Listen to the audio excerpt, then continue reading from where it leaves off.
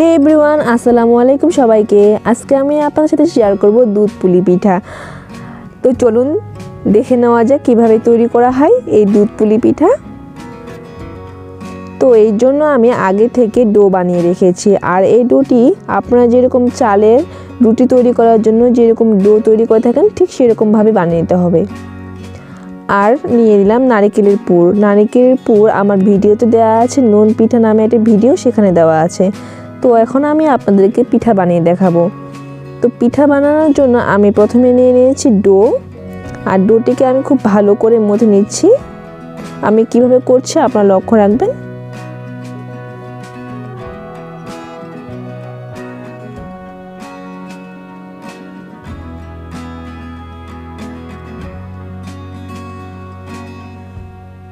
এখন আমি গোল করে নিব।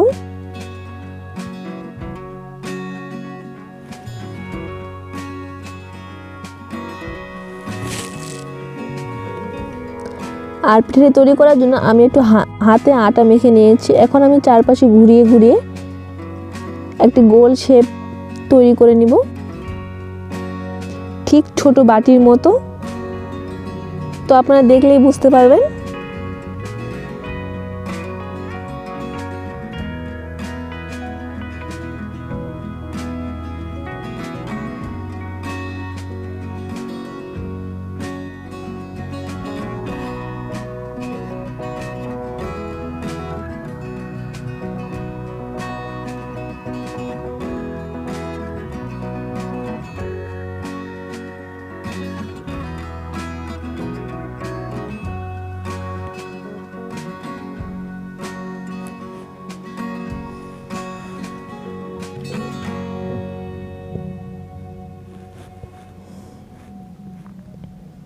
আমার বানানো হয়ে গিয়েছে। এখন আমি এর মধ্যে দিয়ে দিব নারকেলের পুর। পুর দেওয়ার পর আমি পিঠাটাকে এক সাইড থেকে ভাঁজ করে দিব। আপনারা দেখলেই বুঝতে পারবেন।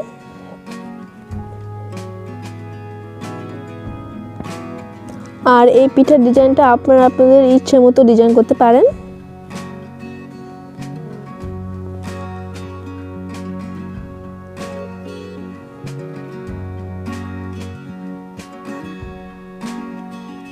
তো আমি যে ডিজাইনটা করব এটা আপনারা দেখলেই বুঝতে পারবেন।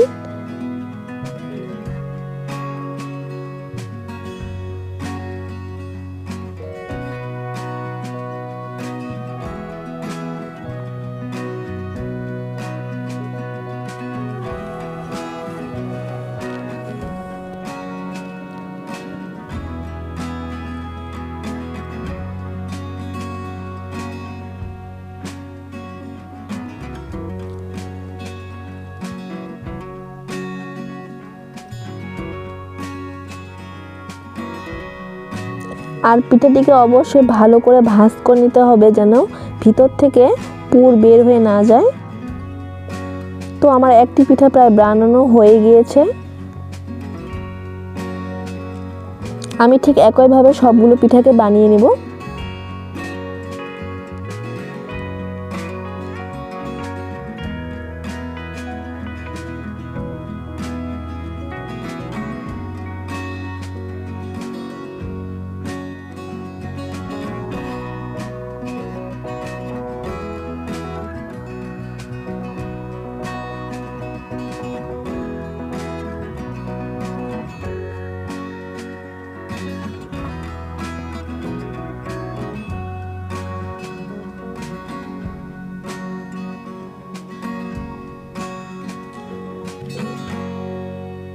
আমার সবগুলো পিঠা বানানো হয়ে গিয়েছে। এখন আমি পিঠাগুলোকে ভাপিয়ে নিব। তো পিঠা ভাপানোর জন্য আমি আগে থেকে পানি ফুটিয়ে রেখেছি। তো প্রথমে আমি অর্ধেক পিঠাকে ভাপিয়ে নিব, সবগুলোকে একসাথে ভাপিয়ে নিব না।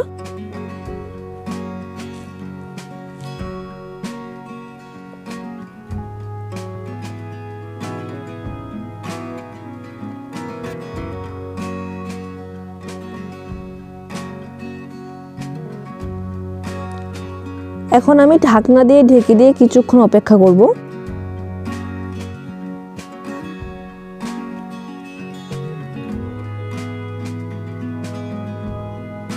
তো আমার প্রথম ধাপের পিঠাগুলো হয়ে গিয়েছে। এখন আমি চুলা থেকে নামিয়ে নেব।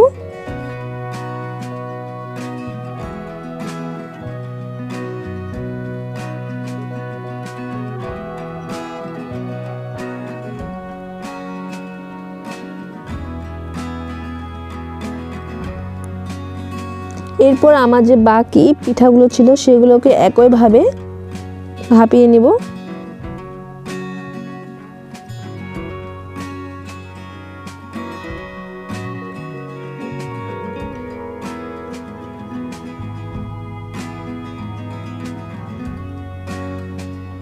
তো পিঠা তৈরি করার জন্য এখানে আমি 1.5 কেজি দুধ নিয়েছি। এই দুধকে আমি খুব ভালো করে জাল করে ঘন করে নেব। তো দিয়ে দিলাম দারুচিনি, তেজপাতা আর দিয়ে দিব ছোট এলাচ।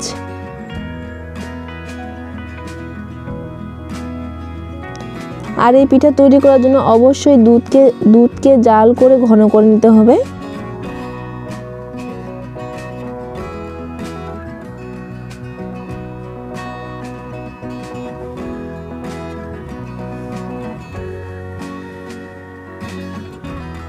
তো দুধ ঘন হয়ে গিয়েছে, এখন আমি চুলা অফ করে দিয়েছি, কারণ আমি এখানে গুড়ের শিরা ব্যবহার করব। আর গুড়ের শিরা ব্যবহারের পূর্বে 5 মিনিট আগে চুলা অফ করে দিতে হবে, তা না হলে দুধ ফেটে দেওয়ার সম্ভাবনা থাকে। তো এখানে আমি খেজুরের গুড় ব্যবহার করছি, আপনারা চাইলে আখের গুঁড়ো ব্যবহার করতে পারেন। আর এই গুড়কে আমি আগে থেকে জাল করে ঠান্ডা করে রেখেছিলাম। আর চুলা অন থাকা অবস্থায় গুড়ের শিরা দেওয়া যাবে না, তা না হলে দুধ ফেটে যায়। এই জিনিসটা অবশ্যই মাথায় রাখবেন। তো সব কিছু আমি মিশিয়ে নিলাম।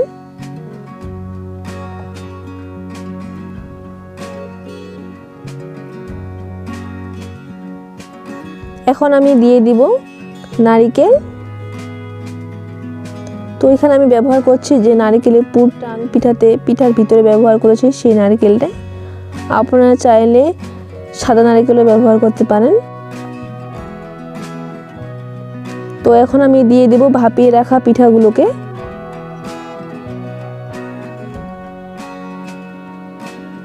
এই পিঠাগুলোকে অবশ্যই ঘন্টাখানেক ভিজিয়ে রাখতে হবে, এতে করে পিঠা খেতে বেশ দারুণ লাগে।